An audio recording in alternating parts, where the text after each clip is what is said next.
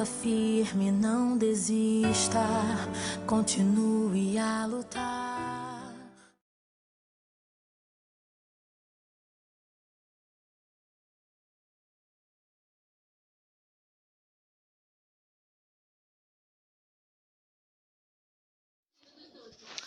Bom, amados, a paz do Senhor.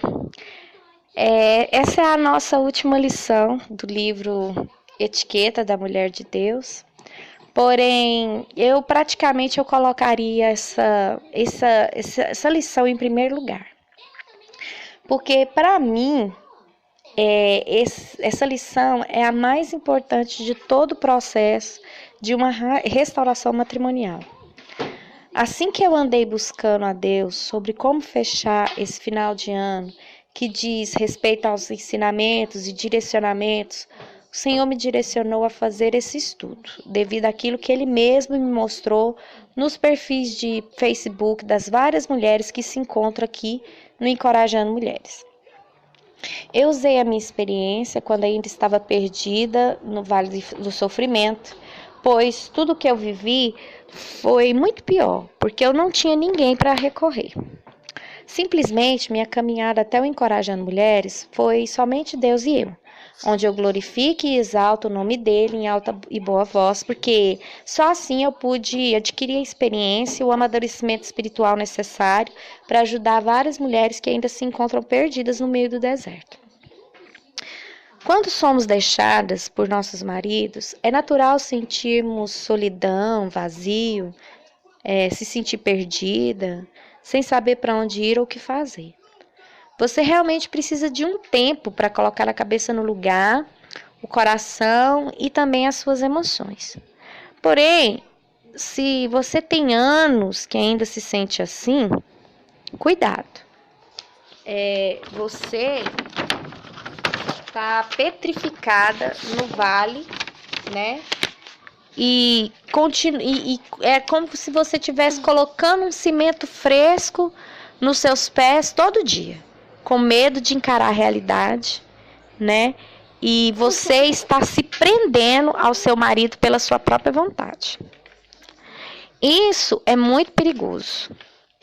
Quando nós nos prendemos àquele que foi embora, o sofrimento e as frustrações tendem a aumentar, porque neles é gerado um sentimento de rejeição. Não que eles sejam maus, mas porque isso é da natureza. Querida irmã, você já viu documentários sobre vida selvagem? Pois bem, já viu o que acontece quando há uma manada de búfalos, um animal doente ou fraco? O mais fraco é deixado para trás. E é o que acontece, que o documentário da sua vida, o integrante mais fraco da manada é você. A pergunta agora é por que você é a mais fraca? Simples, são várias situações. A primeira, você se dizia cristã, mas raramente ia à igreja. Se frequentava a evangélica, nunca se batizou. Motivo, não senti que era a hora certa. Mas quando o caldo engrossava, fazia campanha das 7 quinta-feira. O problema dava uma melhorada e você se afastava de novo. Segunda opção, você se dizia católica, mas a sua ida da igreja era, na realidade, na missa de 7º dia de algum parente ou no batizado de algum membro na família. Não pensava em Deus quando iria fazer alguma coisa. Deus era apenas era na hora do aperto. Terceira opção, você já foi crente, mas estava afastada dos caminhos do Senhor. Saiu da cobertura, amada. Diabo entra e a coisa engrossa mesmo. Quarta opção, você estava na igreja, porém continuava a viver uma vida medíocre, sem o senhorio de Deus. A igreja era um local de encontro e estudo da Bíblia, mas você jamais submeteu-se totalmente ao que está escrito nela. Geralmente você falava assim, eu gosto de ir na igreja, mas tem muita coisa lá que eu não concordo. Uma observação. Você só fala o que está escrito na Bíblia. Se você não concorda, está discordando da palavra de Deus. Quinta opção, Você ia na igreja sempre, era membro efetivo, tinha cargo ministerial, mas quando a grande crise do seu casamento aconteceu, sua fé foi abalada. Isso demonstra que você nunca teve um relacionamento verdadeiro com Deus. Quem é íntimo do Senhor não se abala por nada e nem se afasta dele. A gente pode até ficar enclausurada dentro de casa, mas abandonar a Deus nunca. Sexta opção. Você é uma mulher de fé, daquelas que quando oram o céu se abre e o fogo desce. Mas quando descobriu a traição de seu esposo, começou a persegui-lo. Vasculhar computador, celular, carteira. Começou a passar na porta do trabalho dele em horários diferentes. Ligava de uma em uma hora para saber onde estava. Sempre que ele chegava era metralhado pela infinidade de perguntas que você fazia. Irmã, uma serva de Deus não tem o que temer. Ela confia no seu Deus, que tudo pode e tudo faz. Não precisa virar vigia do marido, não. Sétima opção. Você sempre foi líder espiritual na sua igreja. Porém, ninguém da sua casa é crente. Geralmente, quando a família não vê Jesus no membro que é crente, ninguém se converte mesmo, não. Se você era uma pessoa nervosa, intolerante, crítica, insubmissa com o marido que é descrente, preconceituosa, mandona com os filhos descrentes, isso não é dar bom testemunho. Deus escolheu essa crise para transformá-la no exemplo que seus parentes precisam para se converterem. Bom, eu listei alguns tópicos e se você se viu em algum deles, a crise chegou na sua vida para salvar você e toda a sua casa. Deus, muitas vezes, afasta o marido de nós, porque isso nos desperta a procurá-lo imediatamente. Deus, ele simplesmente quer a sua atenção inteira voltada para ele. O Senhor quer moldar de uma maneira linda, maravilhosa e perfeita. Ele quer sarar suas dores, fortalecer seu espírito e te ensinar a ter uma vida plena, feliz e completa. Quando nos apoiamos em nossos maridos, em nossos casamentos, temos a facilidade de deixar Deus de lado e projetar todas as nossas expectativas de felicidade em nossos cônjuges. Deus não quer isso, Flor. Deus quer que você seja inteiramente dele, sua noiva. Amém? Quando ele afasta de nós o companheiro e nos deixa sozinhas, assim como está escrito em Salmos 88:18, é para que possamos ouvi-lo melhor, sem a interferência de terceiros. Toda essa crise em seu casamento foi permitida por Deus, para que você deixasse de ser a parte fraca da manada, para se tornar a mulher sábia que edifica a sua casa. Certa amada me escreveu sobre isso e disse que da maneira que eu dizia, parecia que Deus era injusto. Infelizmente, ela desistiu da restauração, é evangélica, porém está muito longe de se tornar uma adoradora do Deus vivo. Ela, na realidade, está ressentida e magoada com Deus, porque na concepção dela, ele permitiu que isso acontecesse, sendo ela... Por que ele permitiu que isso acontecesse, sendo ela tão fiel a ele? Infelizmente, muitas das nossas amadas demoraram a entender que Deus, muitas vezes, permite que o dia mal aconteça para o nosso próprio bem. Nós, seres humanos, nós aprendemos e mudamos nossa maneira de ser devido ao sofrimento, dor, decepções, abandono, enfim. Só quebrantamos o nosso coração depois que sofremos uma grande crise. Somos pecadores por natureza. A carne grita dia e noite, querendo satisfazer-se, e o espírito só ganha direitos de ser ouvido quando estamos no meio do deserto.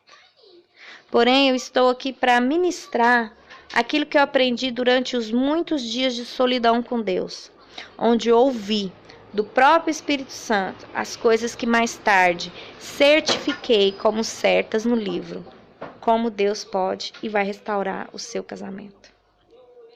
uma das lições maravilhosas que eu aprendi lendo esse livro foi: não vá atrás do seu marido. Amada, quando eu digo não vai atrás do seu marido, isso é no sentido literal da palavra mesmo. Não vá atrás do seu marido. Deixa eu te deixar a par da situação. Seu marido foi embora, ou porque está envolvido com outra mulher, ou porque disse que não te ama e voltou para a casa da mãe dele. Ou porque diz que quer viver a vida de solteiro e está morando com um amigo. Ou então vocês se tornaram 2 hóspedes de um hotel que dividem um quarto que se chamam de casa. Ir atrás do marido, persegui-lo, contratar detetive, pedir extrato da conta do telefone, rastrear as caixas de e-mail dele, acessar o Facebook dele escondido, vasculhar quais foram as mensagens e ligações efetuadas no celular. Isso tudo é ir atrás do marido. Quando você reconhece que seu marido está em pecado, tudo o que você fizer pelas suas próprias mãos vai dar errado. Sabe por quê? Pelo simples fato de não conhecermos o que tem no coração deles. Isso somente o Senhor conhece. Por isso, tudo ele faz realmente funciona. Geralmente, quando a mulher faz as coisas que lhe estejam acima, a tendência desse homem é correr ainda mais dela. Se estiverem morando juntos, ele sairá de casa alegando falta de privacidade e confiança. Se ele estiver fora de casa, mais de vez em quando visita as crianças e a esposa, sumirá porque alegará que se sente sufocado com tantas perguntas e acusações. Se ele já sumiu, mas continua a ligar para ele exigindo seus direitos como pensão e etc., ele pedirá o divórcio porque sentirá preso a uma pessoa que ele repulsa. Amada, sua péssima plantação, os 7 pontos que eu listei acima, causou a crise do momento. Não adianta, você vai ter que deixar ele ir embora. O grande desejo do coração de Deus para nós nesse momento é que aprendamos a plantar bons frutos. Só assim obteremos um casamento restaurado e fortalecido na presença de Deus. Quanto mais você fica no pé do seu esposo, pior é. Deixa eu te explicar ainda melhor. Satanás plantou várias sementes ruins no coração do seu esposo ao longo do casamento de vocês. Isso o fez despertar para outros interesses, porque estava sendo direcionado pelo diabo. Então começou a se interessar em outra mulher, bebidas, drogas, pornografia, prostituição e etc. Neste exato momento, no ápice da sua crise de casamento, seu marido lhe vê da maneira que o diabo lhe pintou, como uma grande inimiga dele. Isso não foi feito de um dia para o outro, como você acha que foi? Mas já tem muito tempo, até anos que o diabo vem soprando coisas no ouvido do seu marido. O diabo é sujo, um ladrão, veio para roubar, matar e destruir. Está escrito em João 10:10. É Satanás quem está de trás de tudo isso, que anda acontecendo com seu casamento. Seu marido só foi uma vítima, um escravo, que só faz o que seu senhor lhe manda fazer. Neste caso, como seu esposo está em pecado, quem está mandando e desmandando nele é o diabo. Quando eu descobri essa verdade sobre a realidade da crise do meu casamento, vi que eu precisava dar espaço para o meu esposo fazer o que ele estava querendo fazer. Quando eu li o livro Como Deus Pode e Vai Restaurar Seu Casamento, eu encontrei em Salmos 1, versículo 1, a verdade que precisava deixar o meu esposo livre para se afundar de vez no lamaçal do pecado. Bem-aventurado o homem que não anda segundo os conselhos do ímpio, nem se detém no caminho dos pecadores. Pude ver que se eu não deixasse meu marido em paz, em todos os sentidos, Deus não teria espaço para trabalhar no coração dele, e então realmente meu casamento estava perdido de vez. Meu esposo fez muitas coisas das quais discordei e viraram motivos de brigas e discussões. Porém, estudando a fundo as verdades bíblicas contidas no livro, eu encontrei essa passagem em Mateus 5:25. Concilia-se depressa com teu adversário, enquanto estás no caminho com ele, para que não aconteça que o adversário te entregue ao juiz, e o juiz te entregue ao oficial, e te encerre na prisão.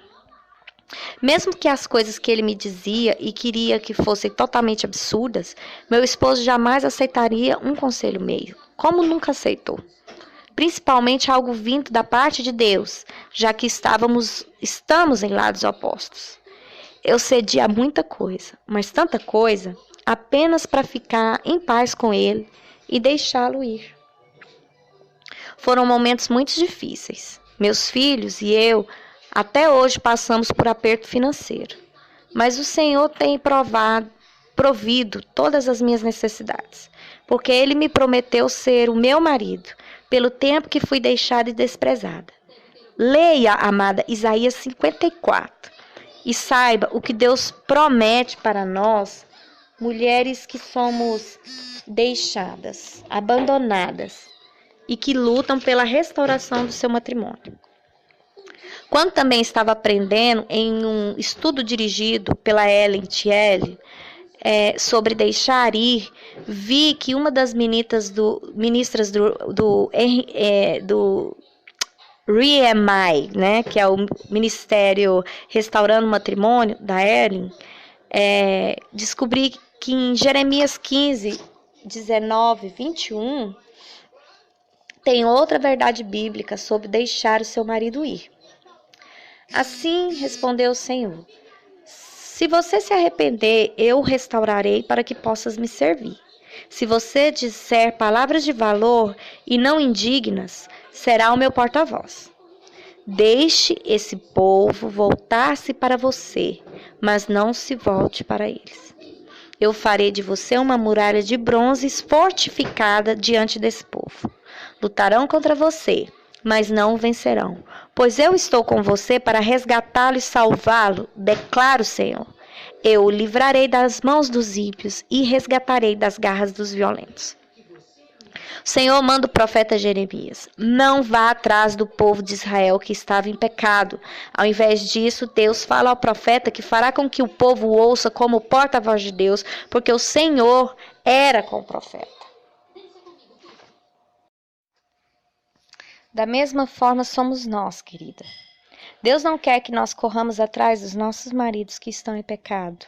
Ele quer nos revestir de tal forma que possamos lutar contra os demônios que escravizam o seu marido. E ainda o Senhor nos garante que nós venceremos, porque Deus está conosco. Isso foi mais que suficiente para que eu realmente deixasse de ir atrás do meu esposo. E até hoje eu não fico indo atrás dele, né? Já tem um tempo que ele decidiu cortar totalmente os laços comigo, com as crianças, porque a outra mulher sempre fica muito irada quando ele vem aqui e tudo. Então ele decidiu abandonar de vez, ele não liga, e eu tenho deixado que Deus faça o que tiver que ser feito, né? E se ele escolheu isso, eu respeito, né? E todas as vezes que você toma uma decisão pautada da palavra de Deus, o diabo ele vem pessoalmente te azucrinar, te infernizar, dizendo que você é uma boba e que tudo o que você fez só facilitou as coisas para o seu marido infiel. Isso não é verdade. Todas as vezes que obedecemos a Deus e a sua palavra, o Senhor nos recompensa com algo grandioso, vindo diretamente do céu. No meu caso, quando meu esposo me deixou e foi morar com a outra mulher, eles se mudaram para outro estado. E isso dificultou muito o nosso contato. Porém, o Senhor me deu vitória. As coisas não deram certo aonde ele tinha ido morar. E as muitas promessas que ele tinha de prosperidade deram tudo errado. E ele teve que voltar para a mesma cidade que eu moro. Os meus filhos, na época, ficaram muito felizes porque o pai longe estava muito difícil, né? Foi bem no início da separação. Eles não podiam nem ver o pai de vez em quando. porque ele mudou para outro estado, né? Então eu pude ver que o Senhor, ele tem trabalhado da forma dele, mas ele tem trabalhado, porque o meu esposo, ele não tinha pretensão de voltar a morar aqui em Goiânia, né? E como eu vi Deus agindo, eu fiquei feliz, né, na época. Porém, hoje nós estamos no silêncio, né? E eu sei que Deus vai me honrar, eu sei que Deus tem trabalhado, eu não sei o que Deus vai fazer ao meu respeito, ao respeito do meu marido, mas eu sei que Deus vai trazer o melhor para mim, né? Porque, afinal de contas, mesmo com minhas falhas, mesmo com os meus erros, eu tenho buscado o Senhor, eu tenho esperado em Deus as coisas, né? E Deus, a palavra de Deus fala que Deus honra aquele que o busca, né? E Ele ama quem o ama. E eu vejo que Deus não tem filhas prediletas, né? Deus tem filhas que o preferem mais, né? E se nós temos essas filhas verdadeiras adoradoras em espírito e em verdade, né? Que esperem em Deus, a gente vai ver as coisas de Deus acontecer, né? Então, assim, eu queria deixar essa primeira parte para vocês, né? No próximo áudio, nós vamos ver tópicos, né, a respeito de algumas coisas que a gente faz e que pioram tudo, né? E quero que vocês reflitam nisso, né? E que Deus possa trabalhar no coração de vocês. Amém? Fica na paz.